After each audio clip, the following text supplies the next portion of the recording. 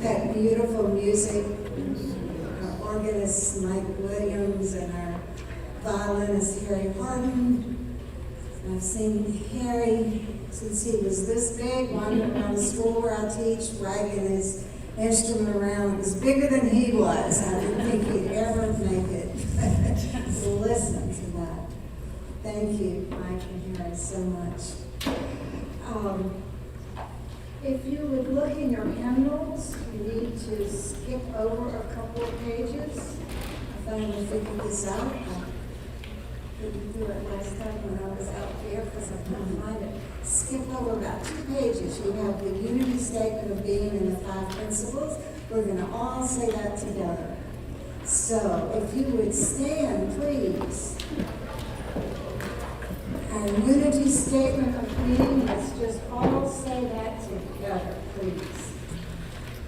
There is one presence and one power in this church, in our lives, and in the universe. God the good, omnipotent. And the 5 unity principles. Let's say principle 1. God is absolute good, everywhere present. Unity principle 2. God lives in us, therefore we are inherently good. 3. We are co-creators with God and create our experiences through our thoughts. 4. Prayer is creative thinking that heightens our connection with God and mind. And 5. It is not enough to simply know these principles. We must live the truth we know. And in your hymnals, if you would please turn to page 360, God of our Fathers, 360.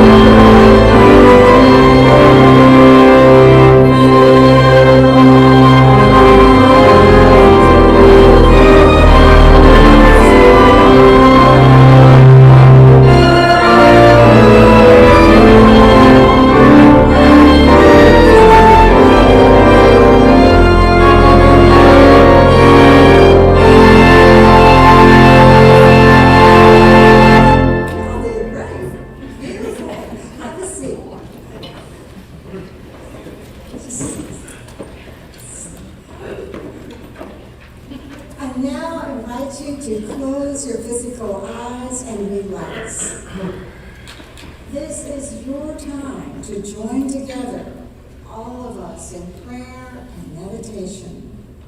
Whenever 2 or 3 are gathered in God's name, God's presence is magnified for all of us.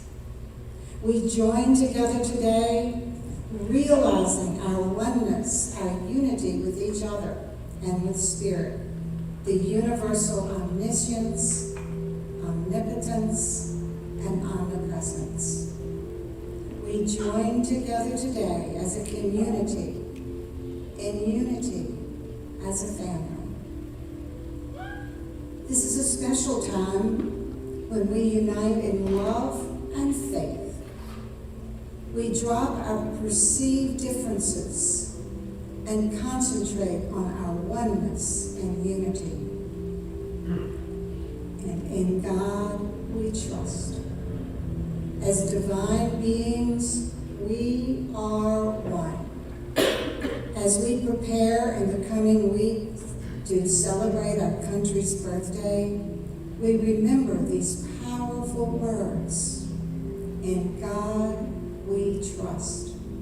And we give thanks for our outer and inner freedom to come together as one family, a universal family. We are grateful for this freedom to study and worship spiritually in the way that best serves us for our growth and spiritual maturity. We remember that we are stronger together with God and each other. We know that we are all one in the power of God, that glorious power within where there is healing, love, and wisdom. At moments like these, we open up to and truly experience our oneness with God. We don't think about it. We feel it. We become one with God.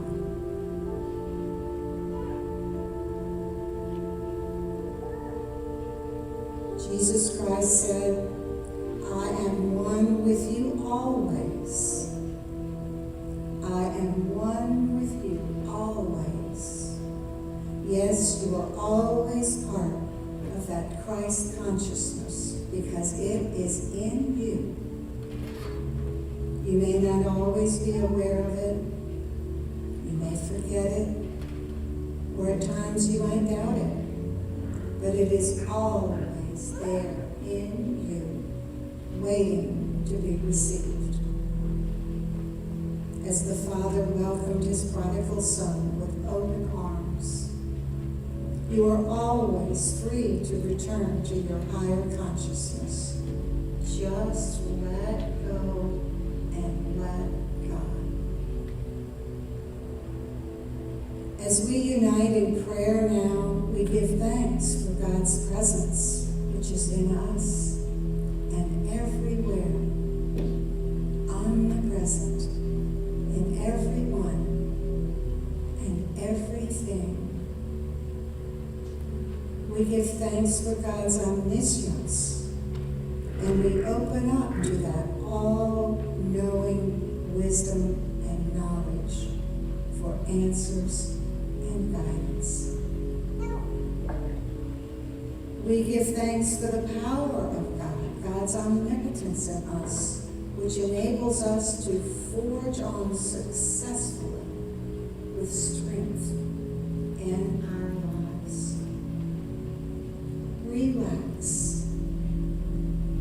Relax totally in this peace-giving power, presence, and wisdom that is ever ready to help and guide you.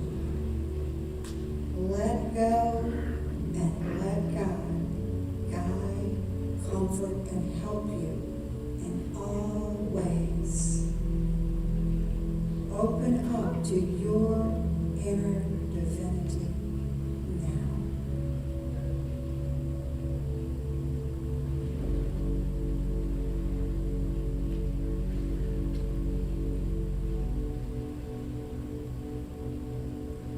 God's peace rests in every cell of your body temple. This peace infills you and flows through you. Your mind is one with this peace of God. You do not worry or have fear about anything. In God we trust.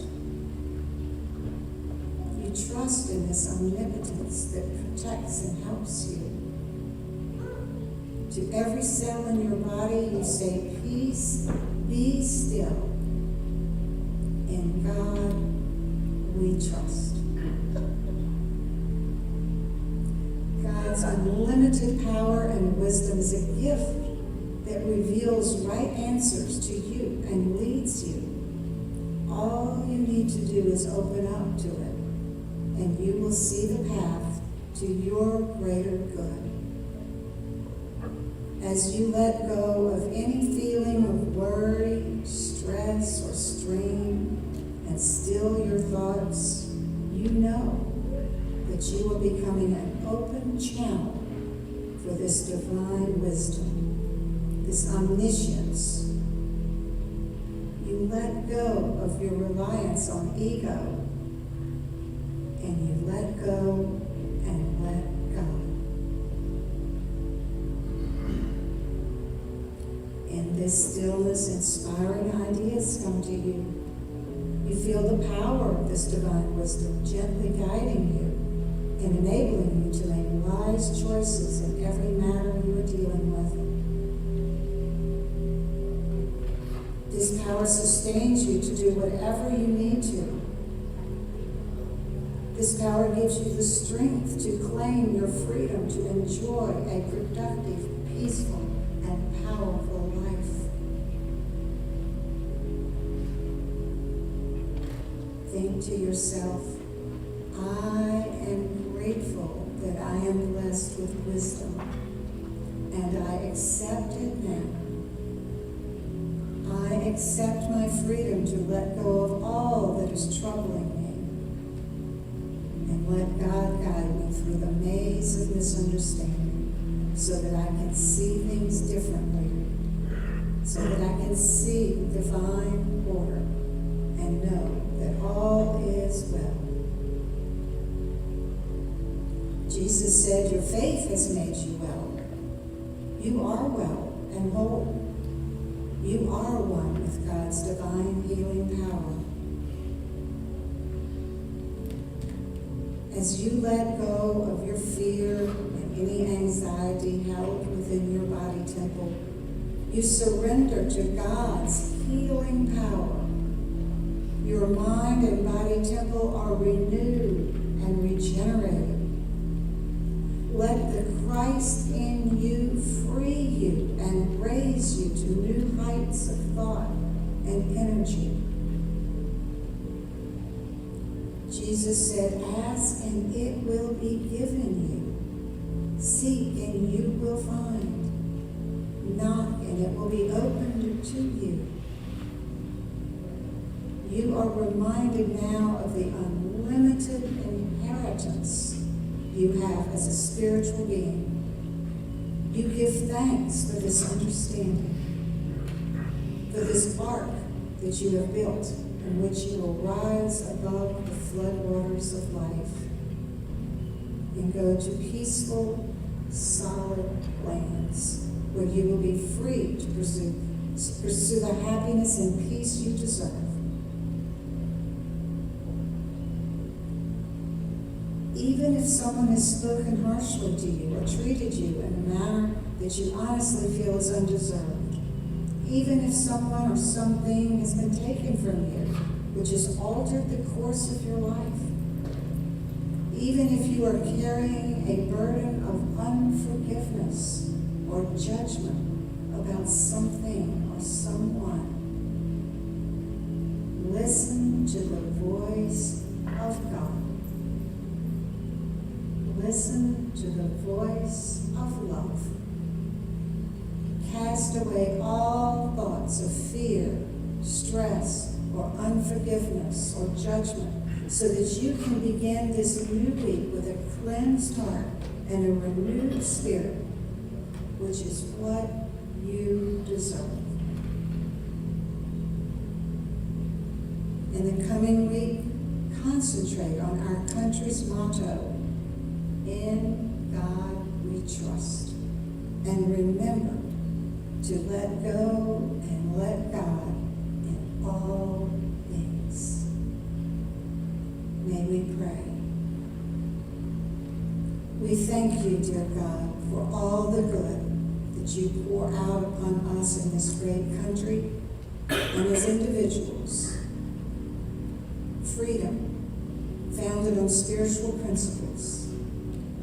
May we understand and live up to them more each day. May we reflect on the ideas of freedom and in God we trust, and our unity as a country.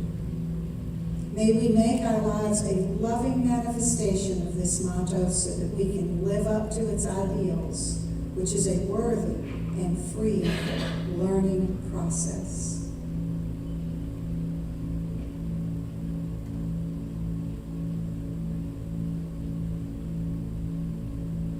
When you're ready, open your physical eyes and repeat these words aloud. In God we trust. In God we trust. In God I trust. In God I trust. In God I will trust. In God I will trust. In all ways, on all days. All days. Amen. Will you please stand and sing hymn 206. 206.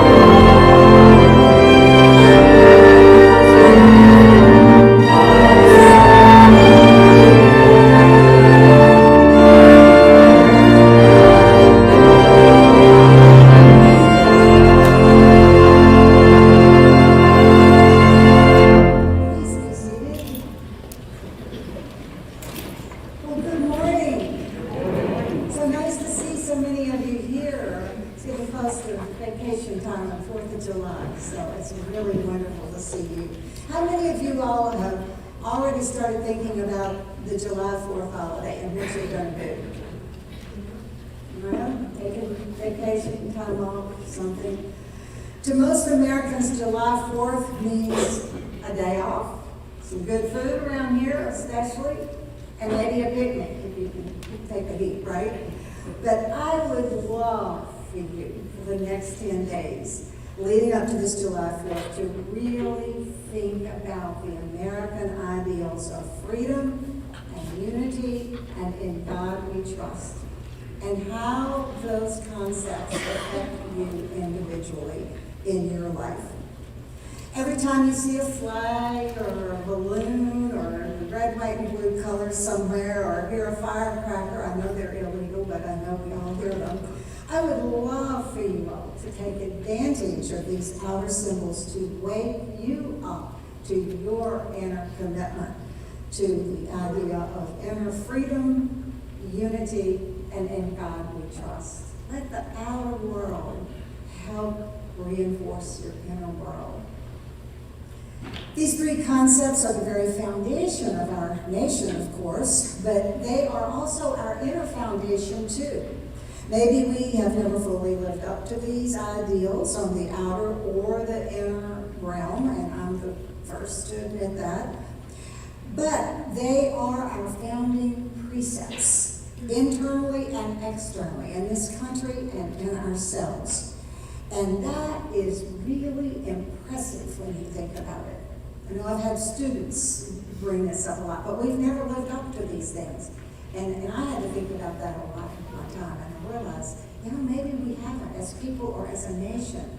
But to have these principles as the basis of our country is incredibly impressive, because it's the very highest standard, the very highest evolutionary level that has ever been known, personally and as a nation.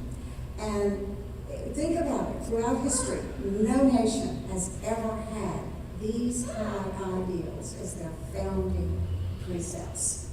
And I really believe that we can live up to it. I know we can live up to it on a personal level. And when we do, our life and our nation will be the heaven on earth that we deserve and that we talk about all the time. That's what it produces in our personal lives, and it will as a nation. These ideals are the truths that set men free, so to speak. And it sets us free for what? To enjoy the peace, the joy, the love, the abundance that we all deserve. They say that those who don't study history are doomed to repeat it, right?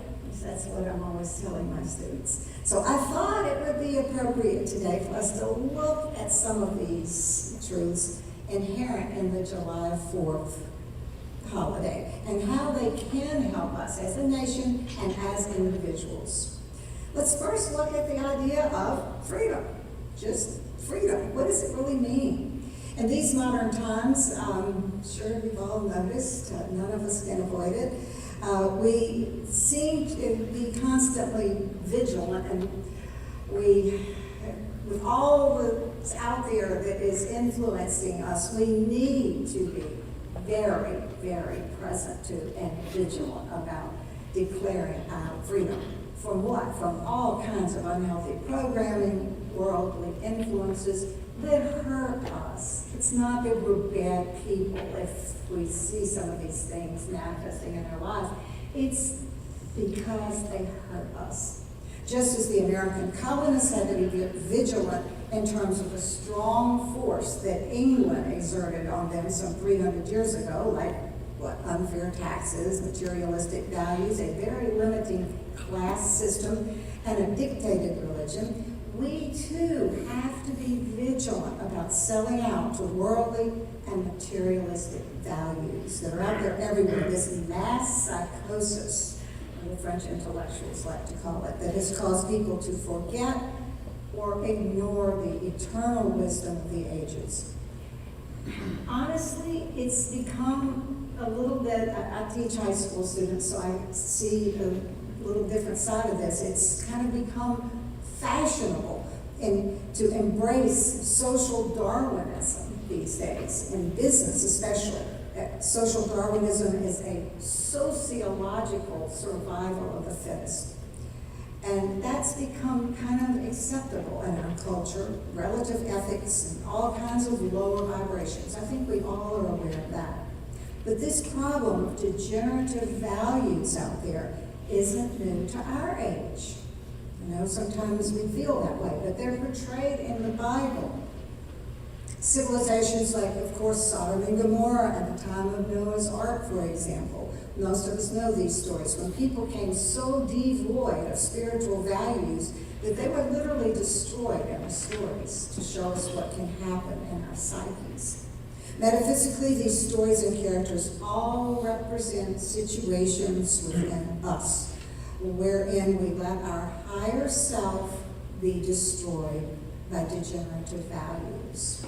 In 1776, Americans were concerned with their political, social, and religious freedom. For example, the English monarchy demanded that the English conform to one religion at a time, either Catholic or Protestant, depending on which day it was. And if you didn't conform, if they didn't conform to that day, they risked losing absolutely everything, all their lands, their money, everything, including maybe even their lives in some instances.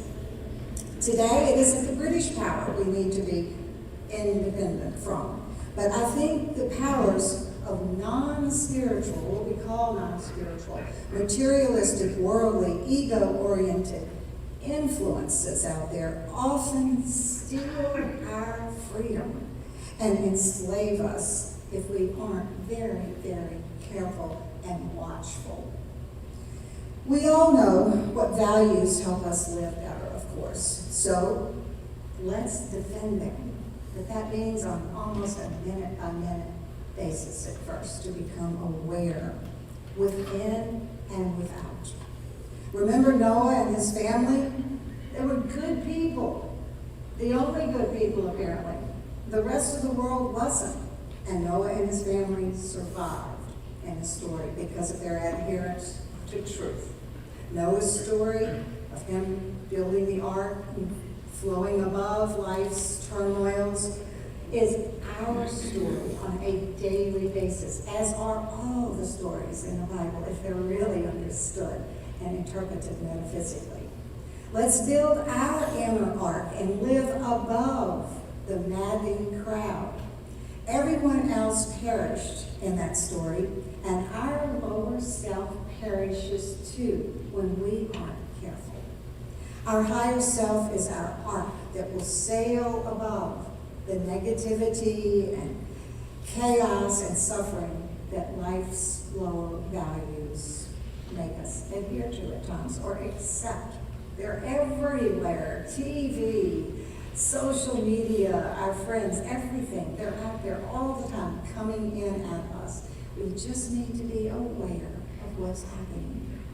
Today, Americans have a lot of external freedom, right? We have freedom of speech and religion, class, and political party, gender, etc. But internally, I'm not so sure how consistently we maintain our freedom from these lower influences and values that creep in and then cause us to suffer. We don't deserve that.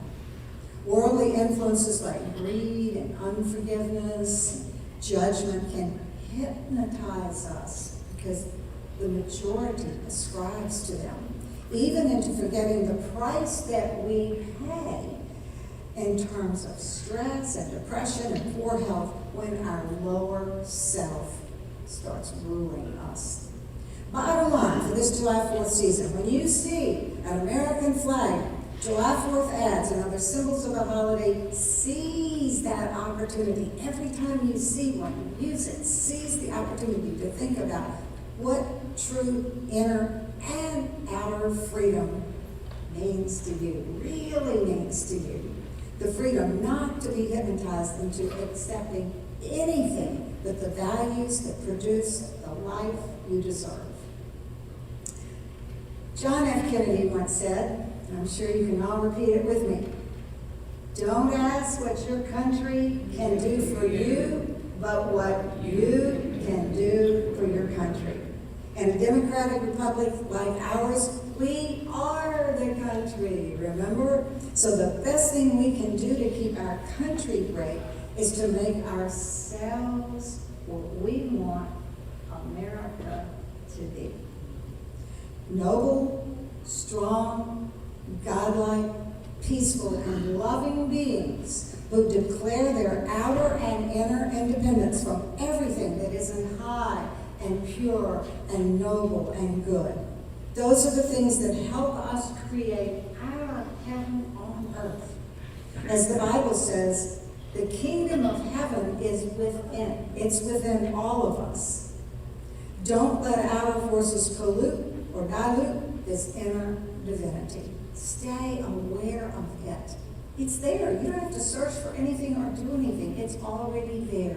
Just guard it, protect it. Stay free from all those influences that would say otherwise. So this July 4th, I encourage you to declare your independence from any outside lower influences and to protect your inner divinity, your inner nation, just as you would protect your country. Secondly, there's the American ideal of unity, being unified. United we stand, divided we fall. Certainly we as individuals and as a country have become more united over the years and accepting of many different races, creeds, religions, cultures, beliefs, genders, colors, and background, etc., etc. This is a huge step forward in emulating Jesus Christ, even if we have some distance to go. Personally, too, we need to stay awake and present to any inner disunity within us. It can hinder our personal happiness. It hinders our health. Just as outer disunity cripples our nation, as we're all seeing, and affect its health. United we stand, divided we fall. Billion-dollar ad campaigns, the media, and even our friends and business associates are constantly influencing us in creating inner disunity in terms of protecting our inner higher self. For example, outer influences can make us think we're not enough. We're too tall, too short, too skinny, too fat, too old, too young, too pale, too dark, too uneducated, too poor, or maybe not talented, rich, or athletic enough. Can I add some more? I got most of those. I venture to say that most of these feelings can be traced back to some entity that wants to profit from these feelings. Buy our face cream or car or cologne or clothes and you'll be okay, right? Yeah? Thank you. These thoughts, like making us feel less than, are causing inner disunity. Judgmental and unforgiving thoughts create inner disunity and they create suffering in us and in our country because we are the country. The truth is that you are a divine being, beautiful, loving, and good. It's there. You don't have to strive for it. That's who we all are. Even Democrats, Republicans, Baptists, Catholics, rich and poor, etc., etc. That's a hard one to remember sometimes, isn't it? As the Bible says, the kingdom of heaven is within all of us, not just unity people or Americans or the Irish. Anytime you are tempted to feel otherwise, declare your independence from that thought and regain your inner divinity. If you're letting your ego beat you up and enslave you by making you feel you aren't enough X, Y, or Z enough, or if you're tempted to let your ego judge others or yourself, it's time to recalibrate. Remember after Katrina, when the car would, GPS would go down certain roads that didn't exist anymore, and it would say recalibrate? Anybody remember that? Oh gosh. Recalibrate and unify your peaceful, loving, positive, higher self. Take control. America and Americans need unity to survive. America needed unity to combat England in 1776. America was not unified before then. Many colonists considered themselves English. Being an American was not really a familiar concept at that point. They were an English colony, and they needed the resources and protection of the British forces to fight the French and the Spanish, etc., and to survive. But other colonists felt like the British had become more of a burden than an asset in terms of taxes and politics and religion and the whole class issue. Bottom line, there was a lot of disunity in what we now call America. But America finally did unify, and that helped it grow from an undeveloped expanse of vast land to the greatest country in the world, the greatest country that has ever been known. Many of us suffer from inner disunity at times. For example, we may be totally committed spiritually. I'll bet you almost everyone in here feels that way, that very often you feel totally committed spiritually, yet we don't notice sometimes that we're asleep, just asleep. And we don't realize what we're doing or saying or thinking. Where is your left toe? Your left foot, middle toe right now. What is your right arm doing? That kind of presence. What are you thinking, doing, and saying? We get judgmental and unforgiving of ourselves and others, or we put material values before spiritual values. We just fall asleep. We're not bad people. We've just fallen victim to what's out there. All this is a manifestation of inner disunity.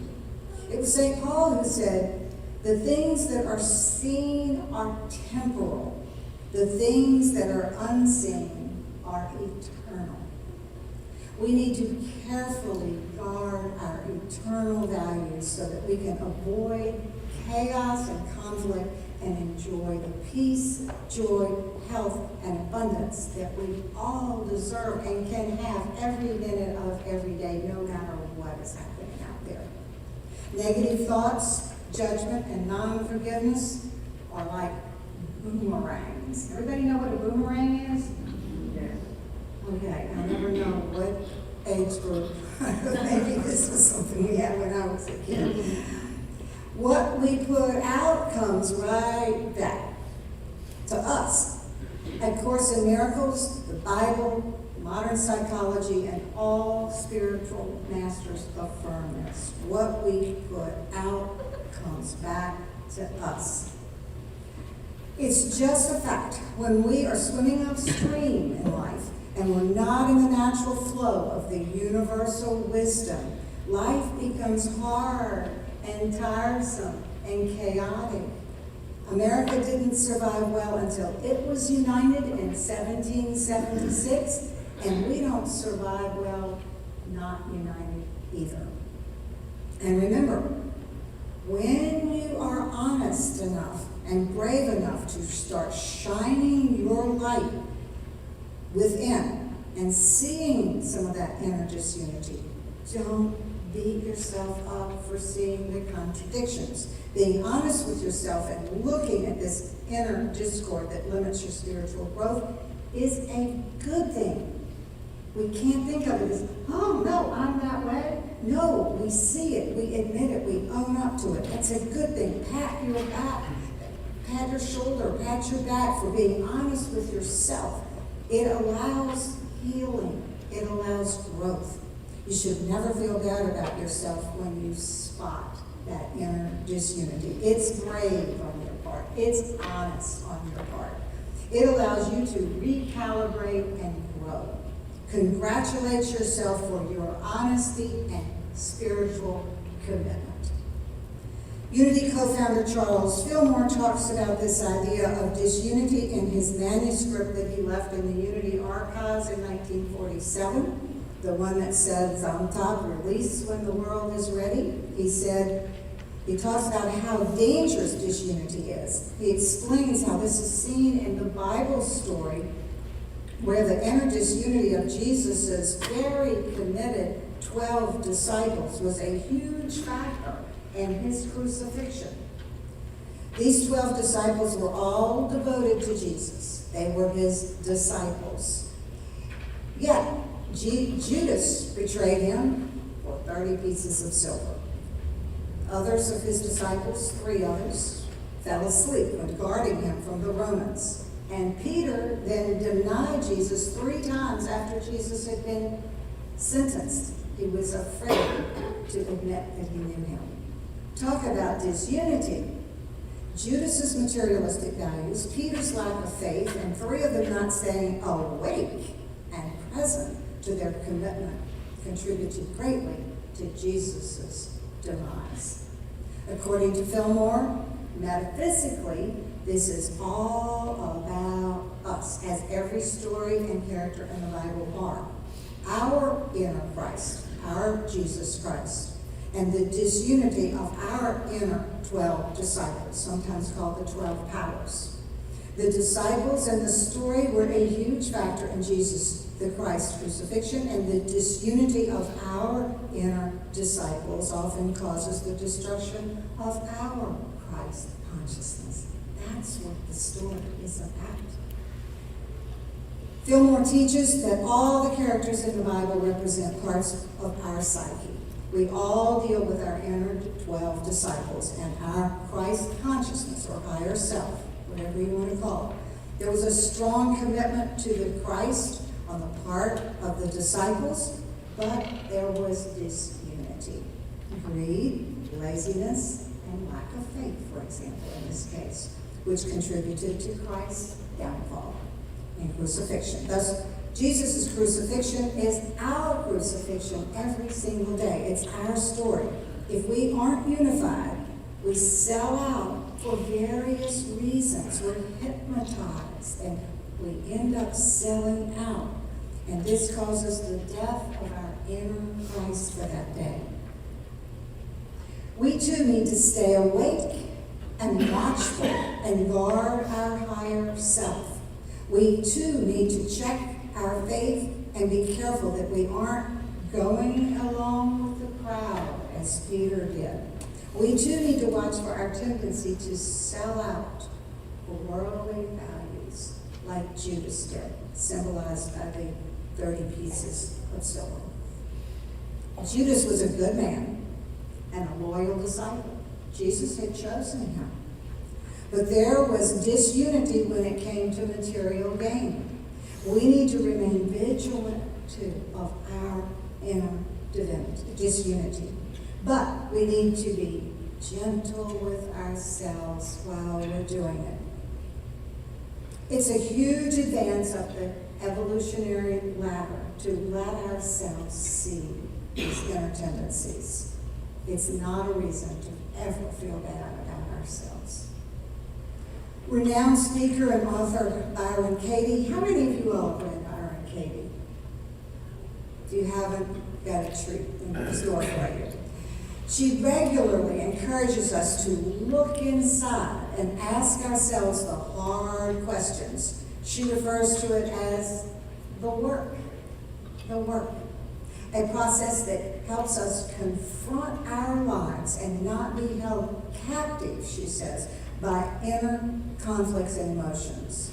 For example, she says that such things as healing and unforgiveness and anger actually become a form of self-care when they are healed, allowing us to move forward and enjoy the freedom and lightness that comes along with letting all these lower values go. Unity teaches us that we have our inner 12 disciples, and we all have our inner Christ, our Christ consciousness that can be betrayed by our inner disciples. I love the pragmatic example that this great Sufi teacher compares this to. He says, we can be totally fiscally responsible most of our lives, and we can go in 5 minutes and make a loan at the bank that we're going to have to pay back the rest of our lives. We just need to be present and aware so that we can consistently preserve this inner higher self and not allow its destruction or crucifixion, as in the story about it. We don't want to bring on Noah's floods and Sodom and Gomorrah chaos in our lives, do we? All of those stories and characters are us, parts of our psyche and daily lives. They may or may not be historically true. I'm not a historian that goes and tries to find all those places, and I don't know. But they are definitely spiritually and pragmatically a fact, an absolute fact in our lives. You can count on those stories being 100% valid. Yes, if we bring about chaos and the downfall of our Christ self, we can be healed. Yes, if we go wrong, so to speak, we can be healed and raised from being spiritually dead. We all know the story of the prodigal son in the Bible. Our spiritually dead consciousness can be raised, like Jesus raised Lazarus from the dead. That's our story too. I don't know, maybe there was a man that got raised from the dead. Again, I don't know. That's not the point of the story. Our inner Lazarus can be raised from the dead. Our inner lepers can be healed, as told in the stories about Jesus' healing the sick in the Bible. They're our stories. Fillmore says that over and over again. All those characters are part of us. But although they can be raised from the dead and healed, those parts of us that are spiritually dead or sick can be healed and raised from the dead. Why put ourselves through all that suffering in the first place, right? We just need to stay awake and aware of any inner disunity or conflicting values so that we can consistently thrive, be whole, enjoy life, manifest heaven on earth.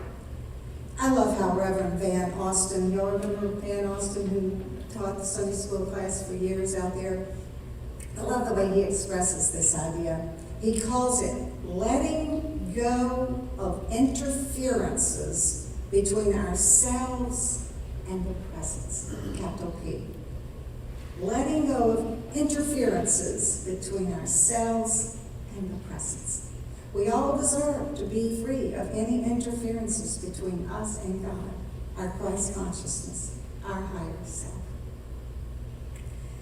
The third American symbol, and last one, I'd like for us to really concentrate on this July 4th, is our country's motto, which is, get out your $1 bills, if you have any trust. Bill, don't carry money. I haven't carried money in decades. But they say, in God we trust. The first unity principle tells us that there is nothing but God, the good, in the whole universe. But we humans have always managed to create false gods, right? All through the Bible they talk about false gods. If we aren't awake, and often unconsciously we're not awake, but if we're not really careful and awake and present all the time, we start worshiping things like materialism, worldly power, and other ego pursuits. In the Bible stories, this is often portrayed as worshiping the fatted calf. Did that ever bother you when you were a kid in Sunday school? Everybody's worshiping the fatted calf. You know, I was born in Oklahoma. I thought, oh, that's great. You know, your calf is getting fat. Well, it's like the chosen ones. Remember when Moses left them and went up the mountain? He came back after he'd gone up there to pray, and he came back and they were all worshiping the fatted calf. More recently, maybe easier to understand, Anne Rice shows this aspect of life in her vampire novels. How many have read Anne Rice's or One more. Okay. It's portrayed as vampires. What she's doing in those novels is she's portraying these vampires which feed off the blood of other people, which symbolizes, she said so herself, I attended a weekend workshop with the Rutgers University professors. She said, I know I have to say that because my students never believe me when I tell them I say this. Why do you think? Because Sartre and Camus said it right here. Voltaire said it himself. Oh, okay. Sorry. But she's talking about how we in modern life vampire each other. We vampire their time and their money and resources, especially in business we do that. And we don't mean to, but the social Darwinism kind of is prevalent in this country. Everywhere, really. I don't mean just this country. Part of our spiritual work at Unity, then, is to realize and stay present to our oneness with the God principle. In God we trust. When we do, we're able to create heaven on earth for ourselves and for our country. Because, again, when we swim upstream, we get weary. In God we trust. Unity defines God as omniscience, omnipotence, and omnipresence. So, to trust in God, we trust in that omnipotent power and strength in our lives. That is our strength. We trust in God's omnipresence, the fact that there's nothing but God working in this universe. We may think so at times and project that because of our thinking, but it's not so. We trust God's omniscience, this all-knowing wisdom and knowledge. Just recently, my mentor, Reverend Myron, of course, the Miracles mentor, was talking about a problem of mine, and she said, God is omniscience. All the answers are out there. Have you asked God yet? No, I forgot. I wasn't being present. This is what in God we trust means. We trust in the divine order of the universe. The second unity principle says that you are one with God, the good.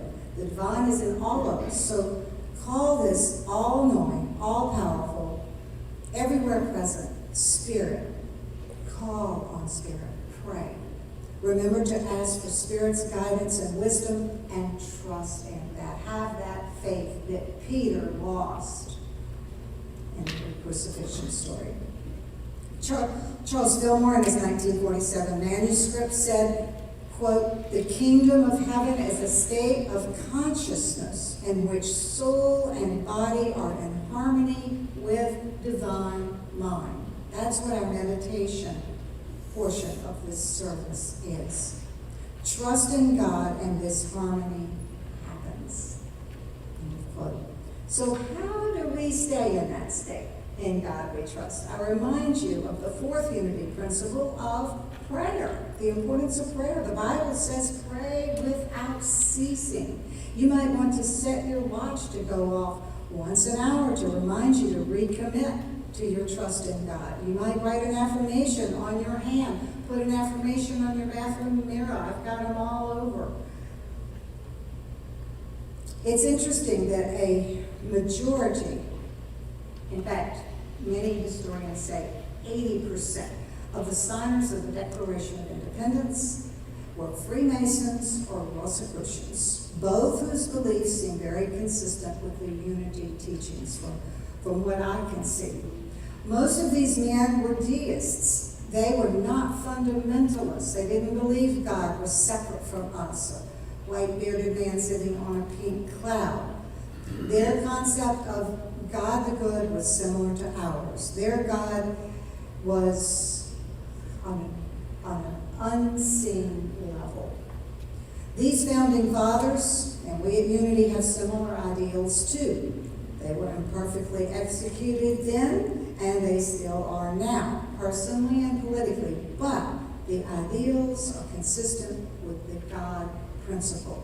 They are the highest political beliefs that any nation has ever been founded on. I cannot say that enough. They are also the most noble and highest ideals humans can base their lives on. May we be very vigilant that we live up to these ideals so that we as a country and we as individuals that make up the country can thrive and prosper and manifest that love, peace, joy, and prosperity that these ideals create in a nation and in our individual lives. Please repeat after me our affirmation for today. Stephen gave me permission to have a non-unity affirmation. In God we trust. In God we trust. In God I trust. In God I trust. So, in 1776, Americans separated from the British Empire, powerful though it was. The Americans had something better in mind. In the same way, we need to separate ourselves from all that is impeding our progress and growth as spiritual, noble, evolved, regenerated beings. There are things in our thinking that we must let go of, like negativity, unforgiveness, judgment, feelings of hopelessness, etc. Like the patriots in America in 1776, we too need to remember that there are certain principles that we must uphold. Think about how wonderful our lives would be if every day we declared our inner independence, first thing in the morning, from any contrary tendencies like prejudice, judgment, hopelessness, fear, negativity, stress. They cause chaos and mental and physical sickness for us as individuals and as a nation. Ask not what your country can do for you, but what you can do for your country.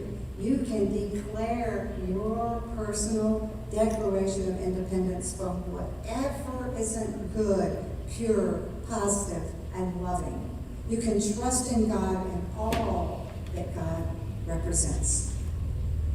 We hold these truths to be self-evident, that all people are created equal, that they are endowed by their Creator with certain inalienable rights, that among those are life, liberty, and the pursuit of happiness. Jesus said, I came that ye should have life and have it more abundantly. All true spiritual teachers have taught that. And one of the ways to create this kingdom of heaven on earth in abundance is to grow and change and declare our independence daily, minute by minute if possible, from all contrary influences and unspiritual ways of viewing ourselves or anyone else. It's letting go and letting God. It's in God we trust.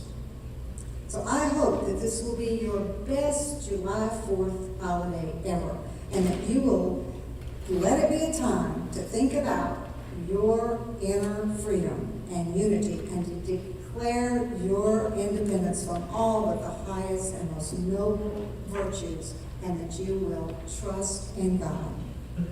There's a term in the Course of Miracles. How many Course of Miracles people do we have here? Raise your hand. Okay, there's a term in Course of Miracles called the holy instant. Holy instant. I'll bet you Stuart and Hortense remember this. It's the instant when you choose God and not your ego to guide you. The holy instant. The instant when you choose God and not your ego to guide you. It's when you quit living by the motto, in my personal ego I trust, and turn your trust over to the Holy Spirit. And remember the unity. Fifth principle, all these lofty and fascinating ideas are so much fun to talk about and study, but none of them are worth learning if we don't do it. Studying, analyzing, and refuting is for beginners. The real spiritual path that brings about understanding and true faith and miracles is doing what we study, the unity fifth principle. When we talk, walk the talk, we gain faith and understanding. It's the only way to validate these ideas. It's just the way it works. The intellect cannot do it. The intellect only deals with things on the physical plane. It's also the way your life becomes a course in miracles. Give me liberty or give me death. It's a famous slogan that's thrown around for July 4th celebrations, right? Wasn't it Paul Revere that said that? I forgot to look that up. You have the liberty to choose your freedom, to choose what is high and noble, or you can allow the death, the crucifixion of your Christ consciousness. The choice is ours, and our lives will manifest whatever we choose. And when enough Americans choose to live by these American ideals, our country will thrive. I scratched out again. Because we are the country. On July 4th, 1776, Americans told the British, we're not going to take this anymore. And why should we as individuals accept anything less either? Why should we subjugate ourselves to a godless ego which does nothing but cause us and our country chaos, stress, and disunity? On a statue, maybe some of you have seen it. I didn't, I missed it, but in our country's capital, Washington, D.C., you can read the words, what is past is prologue. What is past is prologue. Let your past be your prologue too. Declare your freedom from all limiting beliefs about yourself and life and others. And go forward, never looking back. Set your inner slaves free. Set your oppressed self, you're free. The accepted chains of self-doubt, of hopelessness, of insecurity. Set them free. It's time to embrace what this country was founded on: freedom, unity, and in God we trust. These truths we believe to be in our inalienable right. Unity's third principle says that our thinking creates our world. So, if you want to change your world, change your thinking to the eternal spiritual values. We, therefore, the united representatives of our inner United States, do, in the name and by the authority of God, solemnly declare that our united inner colonies are and of right ought to be free and independent, and in God we trust. To me, in God we trust means that in every situation, all day, we let go and let God. We put our higher self in the driver's seat. That's all. Just put our higher self in the driver's seat. May this July 4th be a symbol of the regeneration of your inner ideal government and your pursuit of happiness as you all sow yourself. Thank you.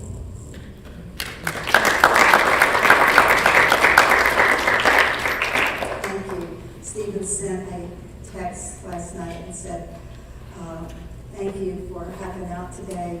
I know your talk will be inspiring and enlightening. And I just finished it and I wrote it back and I said, you're going to fire me, but I think it was teachy and preachy. Occupational hazard. May we bless our offering. Divine love flowing through me blesses and multiplies all that I have, all that I give, and all that I receive. Divine love flowing through me blesses and multiplies all that I have, all that I give, and all that I receive. Divine love flowing through me blesses and multiplies all that I have, all that I give, and all that I receive. In the name of the Father, in the name of the Son, in the name of the Holy Spirit, it is so now.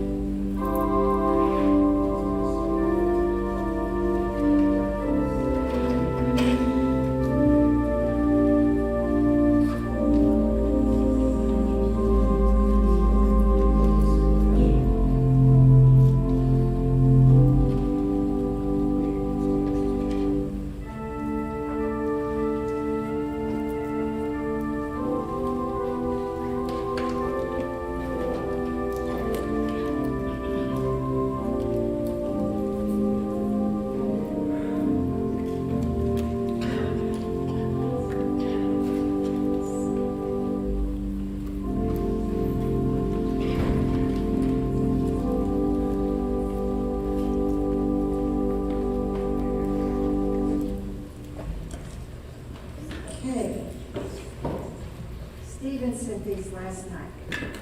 Announcements. There are new opportunities for you to serve as a member of the welcome team. Those who are interested or for more information, please see Sonia Kutno. Sonia, could you stand? There's Sonia right over there. See Sonia. She operates the live stream. And Stephen's not here too. A lot when Stephen's here. That's Sonia. So see Sonia if you are interested. This is really important. We used to have a welcome team, but they kind of disappeared. So Stephen's getting it back together. 2, electronic giving is in the reception area. Please see Winky. Those of you who are a little younger might be able to figure that out. 3, Metaphysics 1, Spiritual Education and Enrichment class, starting Saturday, July 8th. Saturday, July 8th. Stephen is teaching that.